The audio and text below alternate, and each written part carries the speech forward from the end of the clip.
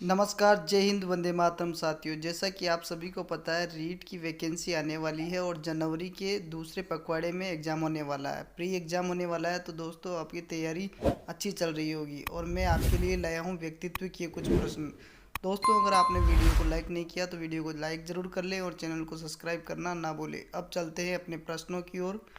प्रश्न नंबर 1 है, व्यक्ति के वह गुण जो उसे अन्य गुणों से भिन्न करते हैं क्या कहलाते हैं? दोस्तों, व्यक्तिक विभिन्नता कहलाते हैं। ये प्रश्न बहुत ही महत्वपूर्ण है और हर परीक्षा में लगभग पूछा ही जाता है। अगला प्रश्न है, व्यक्ति के रूप में हम सदैव अपने मूल्य या मान और अपनी योग्यता के बारे में निर्णय या आकलन करते हैं। अपनी योग्यता और निर्णय के बारे में आकलन करते हैं। व्यक्ति का स्वयं के बारे में वह मूल्य या निर्णय क्या कहलाता है? स्वयं का मूल्य का जो निर्णय किया जाता है वो क्या कहलाता है? आत्मसम्मान कहलाता है। ऑप्शन ये आत्मसम्मान इसका सही आंसर होगा। अगला प्रश्न है दोस्तों अपना, आत्म सक्षमता की अवधारणा अधिगम के किस सिद्धांत से संबंधित है? आत्म सक्षमता की जो अवधारणा है वह प्रेक्षणात्मक अधिगम से संबंधित है, तो ये ध्यान रख लीजिएगा।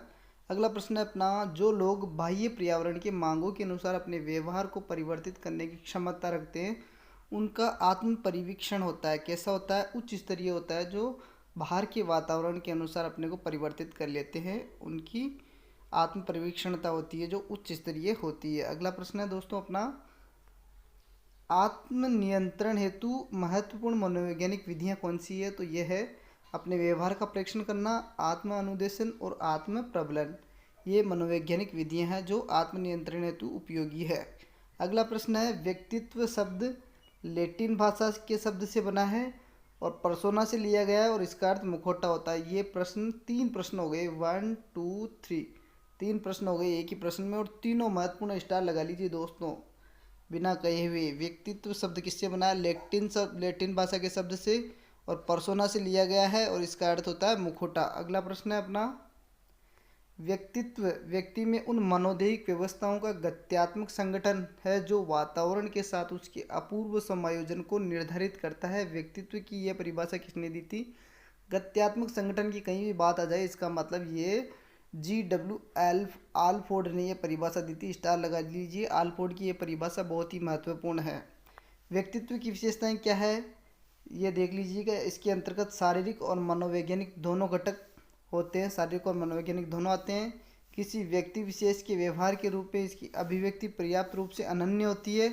इसकी प्रमुख विशेषताएं साधारणतः समय के साथ परिवर्तित नहीं होती। जो प्रमुख विशेषताएं होती है वो समय के साथ परिवर्तित नहीं होती है। तो ये तीनों विशेषताएं व्यक्तित्व की विशेषताएं है। अगला प्रश्न अपना, एक व्यक्ति में स्वच्छता, सत्यवादिता, कर्तव्यनिष्ठा, अनुशासन, अनासक्ति, विलग्नता जैसे गुणों की प्रचुरता है।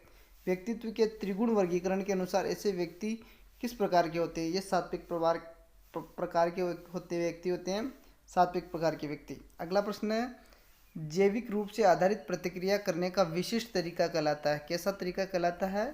तो ये कहलाता है स्वभाव, स्वभाव कहलाता है। अगला प्रश्न, व्यक्तित्व के विभेदन का वह प्रकार जो व्यक्ति के प्रेक्षित व्यवहारात्मक विशेषताओं के कुछ व्यापक स्वरूप का परीक्षण कर मानव व्यक्तित्व को समझने का प्रयास करता है क्या कहलाता है? तो ये प्रारूप उपागम कहलाते हैं, टाइप अप्रोच कहलाते हैं। टाइप अप्रोच इंग्लिश में इनकी टर्म याद रखिएगा। अगला प्रश्न है, व्यक्तित्व के वर्गीकरण के प्रारूप उपागम कौन कौन से हैं? टाइप अप्रोच कौन कौन से हैं? तो ये भी बहुत ही महत्वपूर्ण है, परीक्षा में देकर पूछ लिया जाता है कि इनमें प्रारूप उपागम का उदाहरण नहीं है।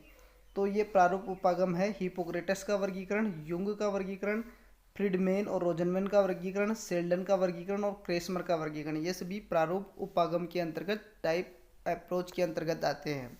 अगला प्रश्न है अपना, निम्न में से कौन सा सेल्डन द्वारा प्रयुक्त व्यक्तित्व के वर्गीकरण का प्रकार नहीं है? तो यह है वर्गाकृतिक, ये प्रकार नहीं है सेल्डन का।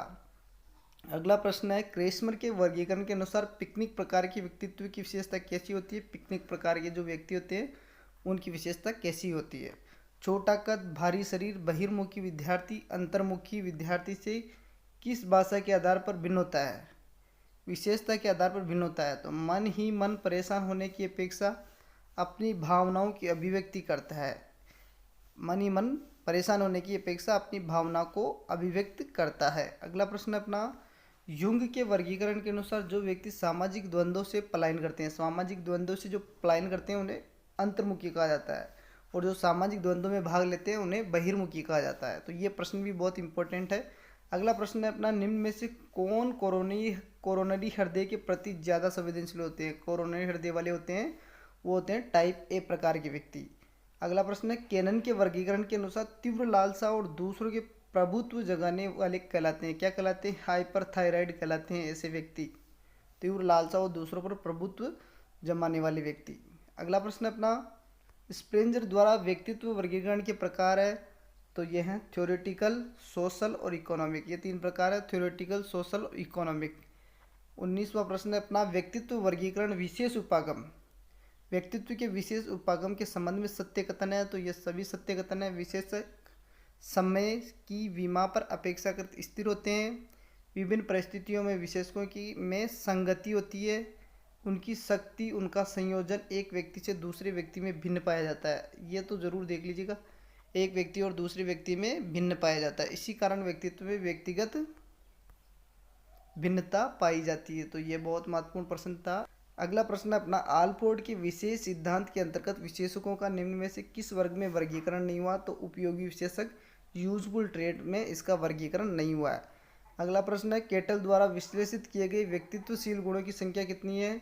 तो केटल ने शील गुणों की संख्या 16 बताई थी, ये भी बहुत महत्वपूर्ण है। शील गुण की PF 16 बहुत ही महत्वपूर्ण है, स्टार लगा लीजिए, ये भी परीक्षा की दृष्टि से महत्वपूर्ण है।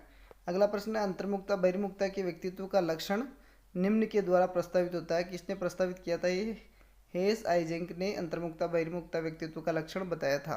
अगला प्रश्न अपना, आइजेंक ने व्यक्तित्व को 2 व्यापक आयामों के रूप में प्रस्तावित किया। आइजेंक द्वारा प्रस्तावित आयाम कौन से हैं? जैविक और आनुवंशिक दोनों है, ये भी बहुत ही महत्वपूर्ण है। लास्ट और अंतिम प्रश्न अपना, पोल क्रास्टा और रॉबर्ट मेक्रे द्वारा प्रतिपादित व्यक्तित्व के मॉडल में वर्णित कारक है, कौन कौन से कारक है? ये 5 कारक है जिन्हें 5 स्टार भी कहा जाता है। तो ये देख लीजिएगा, अनुभवों का खुलापन, अनुभवों के लिए खुलापन, बहिर्मुखता, सहमतिशीलता, तंत्रिका ताप और अंतर्विवेकशीलता। तो दोस्तों ये प्रश्न आपको कैसे लगे? अच्छा लगे हो तो वीडियो को लाइक करें। जय हिंद, जय भारत। मिलते हैं अगले वीडियो में।